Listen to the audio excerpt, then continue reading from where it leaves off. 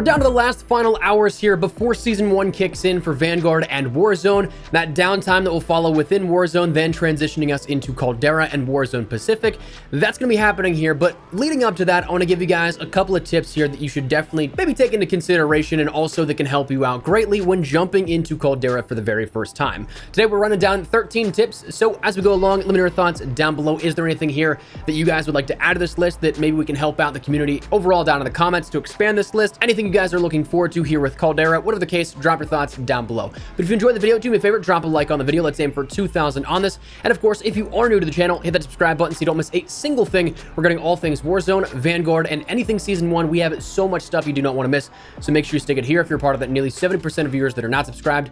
Love to have you in the community. That said, let's jump right into the tips. So first and foremost, before you even jump into any sort of game here, whenever Warzone Pacific launches for you, you can jump in and take a look at the application. Make sure that you have your settings right. That's one of the big things, that before even going into your first game, make sure that you have everything as correct as possible. Now, this is usually going to be something that carries over from what we had here beforehand, but just in case, make sure you check your things like your minimap. Change that to square and have rotation on if you haven't done so already, giving you about 15 to 20 more % area of coverage with square as opposed to circular, which in turn then can alert you to where players are outside of maybe your immediate proximity, with a UAV or gunfire showing up. Rotation allowing you to see everything that's always going to be in front of you instead of having to sort of orient yourself with a compass in real time, trying to figure out which way is which. Things like your tap to slide and auto tac sprint on, that'll make slide canceling way easier for you. Motion blur for both the world and your weapon should be turned off, so you can end up getting the clearest picture even while swiping left to right or right to left, being able to spot enemies at a distance. So make sure you go through at least all of that before you jump into anything. If you want to, you of course can turn off your crossplay options here for those on console. If you just want to play other players on console, don't have to worry about PC, you can do so. Now, Ricochet is coming here, the anti-cheat with Warzone here in Season 1, but it's interesting because there's now sort of a twist on what we knew with the kernel level driver launching in region rollouts now, starting out with the Asian and Oceanic regions of the world. So that's going to seemingly roll out to North and South America, Europe at different times, but an interesting twist of things here. So if you want to stay away from the possibility of that, crossplay options are a good way to potentially mitigate some of what you may come across. Now, number 3 here comes down to, well, your expanded Gunsmith and Creator class. Vanguard weaponry this year is going to be very different in regards to what we saw with Modern Warfare, max of 5 attachments, and Black Ops Cold War, in the sense of some guns from world events, not that you could actually even adjust in game for yourself, but with 8 attachments max. With Vanguard now having default 10 attachments, that's going to introduce some things that may be staples in some weapon categories, whereas others you can experiment with.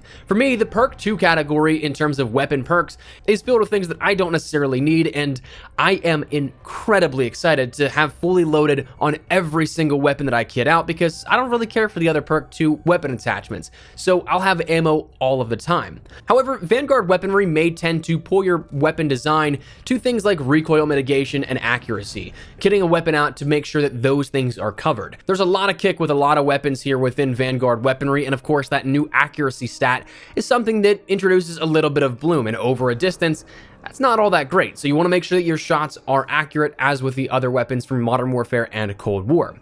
Now, this year, one hurdle may be to stay off the radar. In fact, there's silencers this year, but none like the monolithic suppressor, agency, or GRU suppressors of weaponry in the past that extend damage range and bullet velocity, all while staying off the radar. Instead, in the muzzle category, you have to kind of fight for things like recoil control, suppression, and a bit of cons like bullet velocity or damage range reductions. Where you can get away without using a suppressor is in the way of the ammo type with subsonic rounds, which keep you off the radar, but in all actuality, it might not be your best bet because these murder your bullet velocity. So long range engagements, not going to be fun if you have this on each weapon. So it's going to be something that does take a little bit of a learning curve, perhaps maybe some time to figure out what you think is best and most ideal for your setup, but be aware that there are some big changes with the expanded Gunsmith this year. Next tip, your highest weapons leveled will probably yield you some of the best bets, probably in terms of not only just attachments to use, but also just the fact that you've mastered some of them. Personally, while I think that there are going to be a handful of different weapons that definitely stand out, the ones that I've found that absolutely shred here,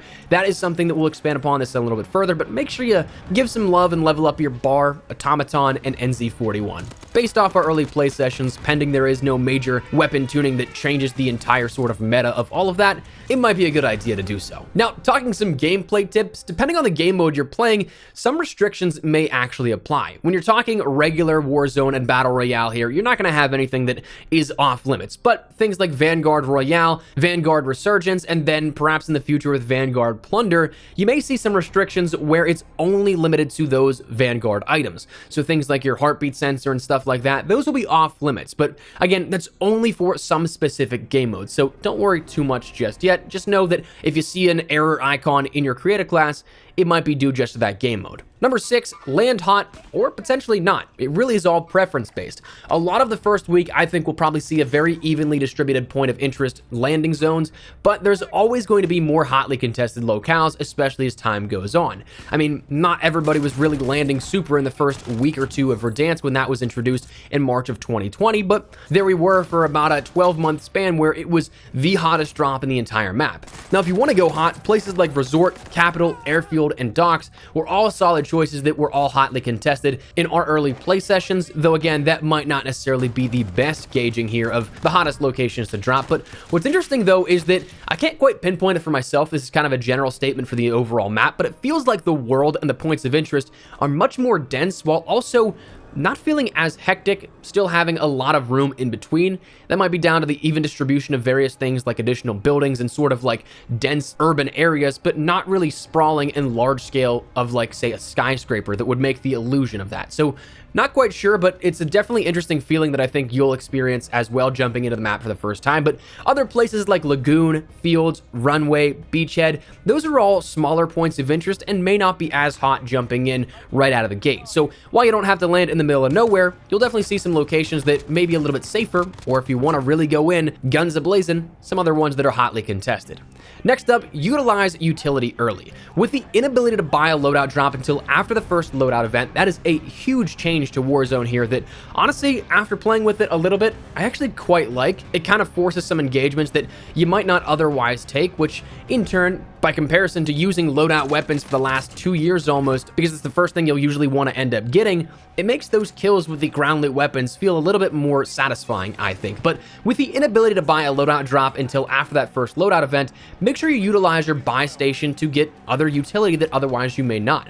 UAVs are absolutely huge early game because no one's ghosted at that point. So if you can get a decent ground loot set of weapons and your team is feeling confident, you can absolutely rack up some kills early on. Things like self-revives, ammo, and armor boxes all come in handy as well as a result, making the dynamic of early game a little bit different than you may be used to, but perhaps in a good way.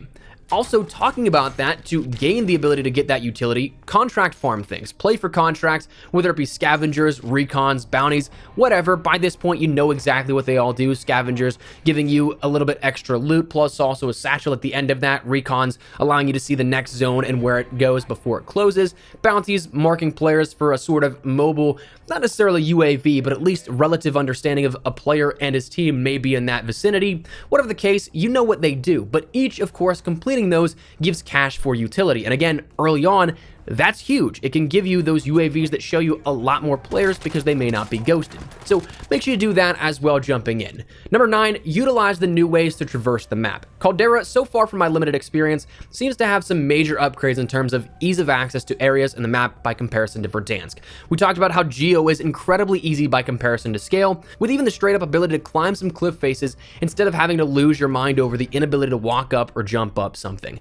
But also with some areas, mainly Peak, you can quite literally jump up and scale these rocks and then also glide to almost any corner of the map when you jump off that cliffside. It's honestly kind of incredible and a ton of fun, truthfully. But zip lines are also everywhere to help you traverse other areas, and even some of those pesky areas like ATC at Airfield. I still think that could use a zip line, but at least this ATC has 2 ways up to breach and clear the top, if my memory serves me correctly, instead of just one funnel point where you could not interact with your weapon as you're zip lining up the sort of elevator shaft of ATC in Verdansk. So that's a win on that front too. Outside of that, when you come to some other gameplay things, play for rotations. It's something that you can land at a hot zone or not, get some loot, rotate up, clear areas, and pick off players that may be stragglers, players that are just riding the edge of zone. rotate around so you're never in the same position, but also clearing areas and being the most dominant team on the map. And again, kind of coming into that, number 11, perimeter play can absolutely help. Being in the middle of a zone is something that can be more dangerous than not sometimes. Being in the middle of a zone will allow players to have a 360-degree angle in which they can attack you from, but if you're playing the perimeter, it cuts down some of those engagement angles of, say, maybe even a full half. 180 degrees rather than 360. So play for the rotations, play for the perimeter, play of the gas. It's something that can help you out greatly. Clear comms is absolutely another thing as well. I know there's a lot of solo players out there, but if you play even just with a duo, having another set of eyes and the ability to communicate where other players are can help out so much more than just seeing things for yourself. I know that I miss a ton of things when playing solo, so having a squad of 2-3 other players helps out tremendously and makes the gameplay experience way better. And finally here, number 13, have some fun. This is the first time we'll see a truly new world within Warzone since March of 2020. So make sure you end up jumping in, having some fun, exploring the map, starting to learn this new locale for yourself, and hopefully enjoying yourself along the way, while maybe getting a few wins there. But that said, that's some tips here for launch of Warzone Pacific. Love to get your thoughts and feedback down there in the comment section down below. Are you guys looking forward to the new map here? Are you guys looking forward to anything in particular? Whatever the case, drop your thoughts down below. But if you enjoyed the video, do me a favor, drop a like on the video. And of course, if you are new to the channel, hit that subscribe button so you don't miss a single thing regarding all things Warzone, all things Vanguard. Season 1 here is upcoming, so make sure you stick it here on the channel so you don't miss a single thing. That said, thanks so much for watching. My name is Espresso. I'll see you guys later. Take care and peace.